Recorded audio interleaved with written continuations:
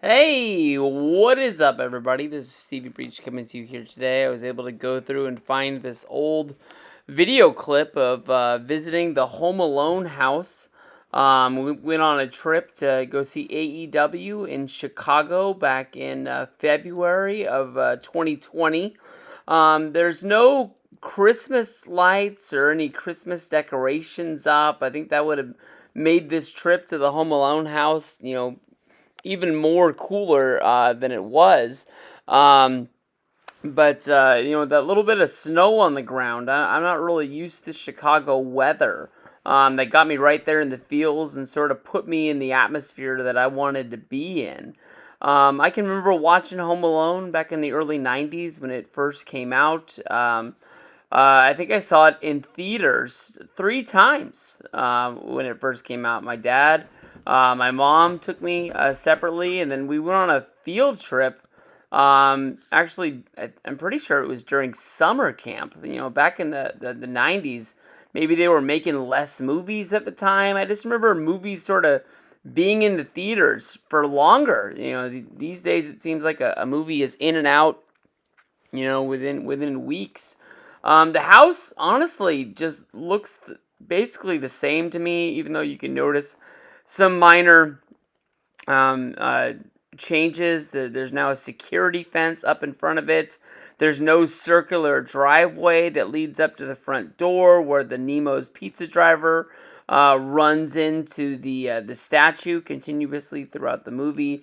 There's a driveway that runs along the back to where that garage is back there. But I guess that was there during the movie because the garage is back there. How else would you get back there? But the circular driveway is gone, but you still can notice the house, and it is enormous. I just can't believe how big it really is.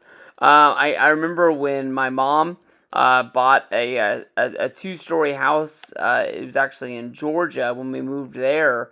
I thought that neighborhood was like I'd never seen anything before, and I remember telling my stepdad at the time that it was like we bought the Home Alone house. But looking at this house, this is like 3 of those houses. This house is enormous. The reason I went and dug up this movie was actually I watched 2 John Hughes movies this week. I watched Plane, Trains, and Automobiles coming out of the Thanksgiving holiday, and I just watched Uncle Buck the other day. And both of those movies, well, all 3 of these movies filmed in the Chicago area. I thought they used the same house in all 3, and the Google search later found out they're all separate ones. I remember the day we went and saw the Home Alone house. We actually drove over and we saw the house from the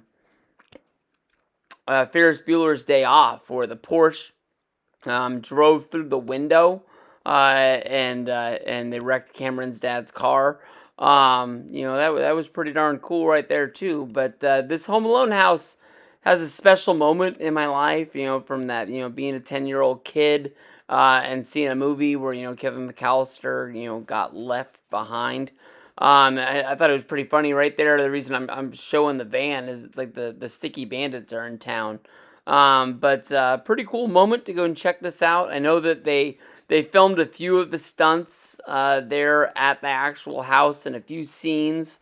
I know that Kevin slid down the stairs, which they actually had to like sort of make a separate staircase almost for him to slid out the front door. And then of course like the Sticky Bandits moving around the house. But a lot of the inside shots, weren't actually shot in the house. They actually were shot at a school nearby that they turned into a movie set there. John Hughes, such a good director, such a good writer, producer, did most of all of his work right there in Chicago.